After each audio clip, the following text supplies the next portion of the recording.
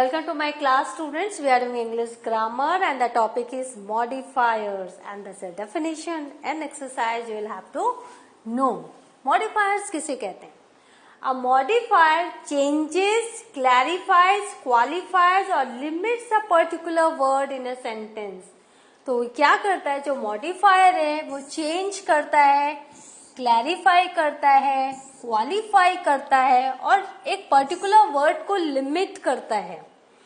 मतलब जब आप आगे और पढ़ोगे तो आपको समझ में आएगा. चेंज करना, क्लैरिफाई करना किसी चीज को, क्वालिफाई मतलब उसको एडजेक्टिव देके आप उसको और ज्यादा डिस्क्रिप्टिव बना रहे हो, और उसको लिमिट उसको लिमिट करना, वर्ड के इंटेंशन को, इंटेंसिटी को. तो हम मॉडिफायर का यूज करते हैं in order to add emphasis. जब हमें किसी चीज पर ज्यादा जोर देना होता है, एम्फेसिस करना होता है, तो हम मॉडिफायर यूज करते हैं. एक्सप्लेनेशन, जब हम एक्सप्लेन करना चाहते हैं, और डिटेल, जब हम डिटेल में बताना चाहते हैं, तो हम मॉडिफायर का यूज करते हैं. Modifier tend to be descriptive words. ये डिस्क्रिप्टिव वर्ड्स हो सकते हैं जैसे adjectives and adverbs. Modifier phrases such as adjective clause and adverbial phrases also exist. तो मॉडिफायर्स के फ्रेजेस भी होते हैं जैसे एडजेक्टिव के फ्रेज और एडवर्ब के फ्रेज, तो वो भी मॉडिफायर फ्रेजेस कहलाते हैं. Let's start. Modifier that appear before the head are called pre modifier. कोई वर्ड है उसके पहले अगर मॉडिफायर आया है तो वो प्री मॉडिफायर है, और modifier that appears after the head are called post modifier. और जो मॉडिफायर वर्ड के बाद आया है वो आफ्टर पोस्ट मॉडिफायर. मॉडिफायर्स में भी इधर रिस्ट्रिक्टिव, वो रिस्ट्रिक्टिव हो सकते हैं, मतलब सेंटेंस के मीनिंग के लिए बहुत जरूरी है, आप उनको अलग नहीं कर सकते, वो आपको लगाना ही है सेंटेंस में. और नॉन रिस्ट्रिक्टिव या फिर नॉन रिस्ट्रिक्टिव होते हैं कि वो एसेंशियल एलिमेंट्स नहीं है, एडिशनल भले ही है, अगर आप उसको भूल भी जाएं तो भी कोई फर्क नहीं पड़ेगा. तो मॉडिफायर रिस्ट्रिक्टिव भी होते हैं, मॉडिफायर नॉन रिस्ट्रिक्टिव भी होते हैं. मॉडिफायर प्री मॉडिफायर्स हैं और पोस्ट मॉडिफायर्स हैं. Now when a modifier is an adjective it modifies noun और प्रोनाउन. जब मॉडिफायर एडजेक्टिव होता है तो नाउन और प्रोनाउन को मॉडिफाई करता है. ली बॉट अ स्मॉल लिनेट. ली ने एक छोटी लीनेट को खरीदा, लीनेट को. Here the adjective small modifies the noun Lynette. Lynette ये जो स्मॉल है ये एडजेक्टिव है, ये मॉडिफाई किसको कर रहा है? नाउन को. तो यहां पर स्मॉल बता रहा है, छोटी लीनेट. तो यहां पर इस तरह से कई तरह के सेंटेंसेस आपको मिलेंगे. अ स्मॉल लीनेट, तो यहां adjective small modifies the noun linnet, और यहां पर मॉडिफायर क्या है? Small. Modifiers as adverbs. Adverb जो वर्ब की विशेषता बताता है. When a modifies an adverb it modifies a verb, an adjective, या फिर एडजेक्टिव की विशेषता बताएगा या फिर दूसरे एडवर्ब की विशेषता बताएगा. कैसे? Lee accidentally caught a small linnet. Lee accidentally माने उसने पकड़ा एक स्मॉल लिनेट को. कैसे? एक्सीडेंटली पकड़ा, अचानक से पकड़ा. द एडवर्ब एक्सीडेंटली मॉडिफायर हो गया जो मॉडिफाई कर रहा वर्ब कॉट को. Lee caught an incredibly small linnet. यहां देखो इनक्रेडिबली स्मॉल लिनेट, तो यहाँ एडवर्ब हो गया इनक्रेडिबली जो एक एज ए मॉडिफायर, और एडजेक्टिव क्या हो गया? स्मॉल, माने इनक्रेडिबली जिसको आप विश्वास नहीं करोगे इतनी छोटी linnet. Lee supposed accidentally caught a small linnet. Lee supposedly accidentally caught a small linnet. तो एडवर्ब जो सपोजेडली है वो एडवर्ब एक्सीडेंटली को मॉडिफाई कर रहा है, तो यहाँ ये मॉडिफायर हो गया. तो आपने देखा modifier changes, clarify, explains, limits the words in a sentence. Modifiers can cause confusion और अनइंटेंशनल ह्यूमर. अगर आपने गलत मॉडिफायर लगा दिया, मॉडिफायर हमेशा नाउन के पहले या प्रोनाउन के पहले होगा जिसको वो मॉडिफाई कर रहा है. अगर आपने बहुत दूर लगा दिया तो ये कंफ्यूजिंग होगा और कभी कभी मजाक भी बन सकता है. A place too far from the noun they are modifying. जैसे they bought a car for my sister they call pumpkin. अब इसका मतलब क्या हुआ? They bought a car for my sister they call pumpkin, कि वो मेरी सिस्टर है जो जिसको पम्पकिन वो कहते हैं, उसके लिए कार लाए. लेकिन पंपकिन जो है वो कार का नाम है। तो यहाँ पर क्या होगा, टू करेक्ट दिस एरर हम क्या लिखेंगे, दे bought a car they call pumpkin for my sister. Sister का नाम पंपकिन ही है, लेकिन मॉडिफायर गलत हुआ और थोड़ा दूर लग गया, तो इससे हमने क्या सोचा, सिस्टर का नाम पंपकिन है। तो इसीलिए जब आप मॉडिफायर को आप प्लेस कर रहे हो तो नाउन या प्रोनाउन के पहले करना है या तुरंत बाद, जैसे pre modifier and post modifier. तो ये आपको ध्यान में रखना है, ज्यादा डिस्टेंस में नहीं रखना है।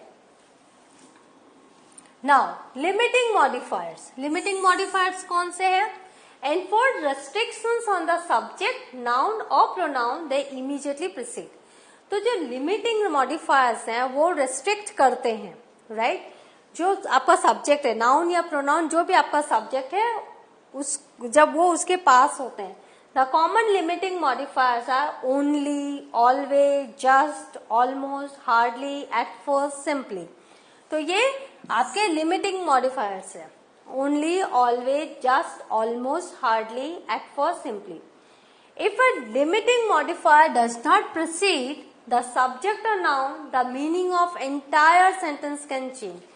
अगर आप इनको नाउन और प्रोनाउन के साथ नहीं रखते हैं तो पूरा मीनिंग चेंज हो सकता है। जैसे ओनली जेसिका वांट्स पिज्जा, कि और कोई नहीं चाहता पिज्जा, पिज्जा सिर्फ जेसिका चाहती है पिज्जा, राइट। इसका मतलब Jessica is the only person who wants pizza, but Jessica wants pizza only. अगर आपने पिज्जा के पास इसको रखा है तो जेसिका को और कुछ नहीं चाहिए, उसको सिर्फ पिज्जा चाहिए। देखो कैसे मीनिंग चेंज हुआ। जब आपने जेसिका के पहले लगाया मॉडिफायर तो मतलब सिर्फ जेसिका, जब आपने पिज्जा के पहले के बाद आपने लगाया, जब आपने पिज्जा के बाद लगाया मतलब सिर्फ पिज्जा, तो मॉडिफायर जब रेस्ट्रिक्टेड आप लिमिटिंग मॉडिफायर लगा रहे हो तो आपको बहुत ज्यादा ध्यान रखना है कि आप कहना क्या चाह रहे हो। आप मिसअंडरस्टूड नहीं हो सकते, और आप अगर कंफ्यूज कर दिया आपने रीडर को तो क्या है, अर्थ का अनर्थ हो सकता है। It indicates that Jessica wants pizza and nothing else. इसी तरह ऑलवेज, हार्डली, जो भी मैंने लिस्ट दिया था आपके लिमिटिंग मॉडिफायर का, उसको आपको ध्यान से लगाना है। आप क्या कहना चाहते हो वो आपको पहले अच्छे से समझना है, फिर मॉडिफायर लगाना है।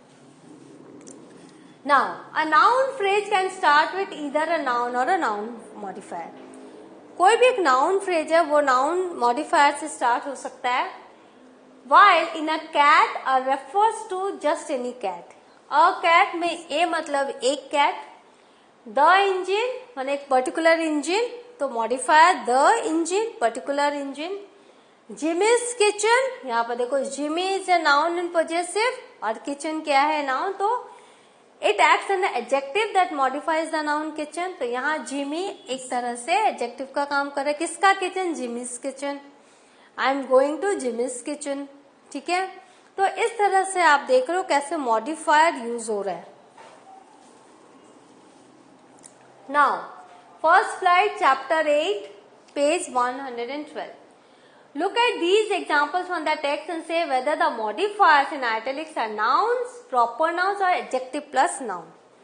सबसे पहले देखो an author fixation, ये क्या है, नाउन मॉडिफायर है, क्योंकि नाउन के पहले ही हम आर्टिकल लगाते हैं, राइट। तो ये नाउन मॉडिफायर है। द आयरन रेलिंग्स, नाउन, क्योंकि यहाँ पे आर्टिकल देख रहे हो। द टाइग्रिस मॉसेस, यहाँ पे देख रहे हो ये प्रॉपर नाउन है। The London streets, the proper noun. Soft velvet fur, ये सॉफ्ट क्या एडजेक्टिव है, तो adjective plus noun. A 4-footed soccer player, adjective plus noun. कैसा, a 4-footed soccer player, adjective plus noun. Now given below are some nouns and set of modifiers. Combine the nouns and modifiers to make as many appropriate phrases as you can. तो modifier, noun और modifier दिया हुआ, आपको कई सारे words बनाने हैं। And the nouns and modifiers are all from the text in this book. और वो सारे text में हैं। वही मैंने कहा ना, आप जब कोई text पढ़ोगे ना, आपको सब कुछ मिल जाएगा जो exercise में है। नाउ टेम्पल, देखो white temple, stone temple, first temple. Person, incorrigible person, ridiculous person. Gifts, 100 gifts, ordinary gifts, birthday gifts. Time, college time, rough time, first time. Crossing, railroad crossing, first crossing. ये सारे modifiers. Physique, plum physique, ordinary physique. 3 girls, first 3 girls, incorrigible 3 girls. Thoughts, incorrigible thoughts, uncomfortable thoughts, ridiculous thoughts, heart breaking thoughts, first thoughts, ordinary thoughts. कितने सारे modifiers के साथ. Scream, tremendous scream, loud scream. Subject, college subject, ordinary subject. Flight, rough flight, first flight. Coffee, invigorating coffee, ordinary coffee. Triangle, love triangle. तो आप देख रहे हो कितने सारे हैं modifiers. Boys, college boys, incorrigible boys, rough boys, 100 boys. Farewell, college farewell, heart breaking farewell. Landscape, bare landscape, rough landscape, white landscape. Chatterbox, incorrigible chatterbox. View, tremendous view, panoramic view, ordinary view. Dresses, 100 dresses, ordinary dresses, birthday dresses, marriage dresses. Roar, tremendous roar, loud roar. Expression, bare expression, slang expression, slack expression. तो ये सारे हैं text में आपके words और हमने सिर्फ आपको बताया कि these are all modifiers. Handkerchief, white handkerchief, ordinary handkerchief. Profession, family profession, first profession, ordinary profession.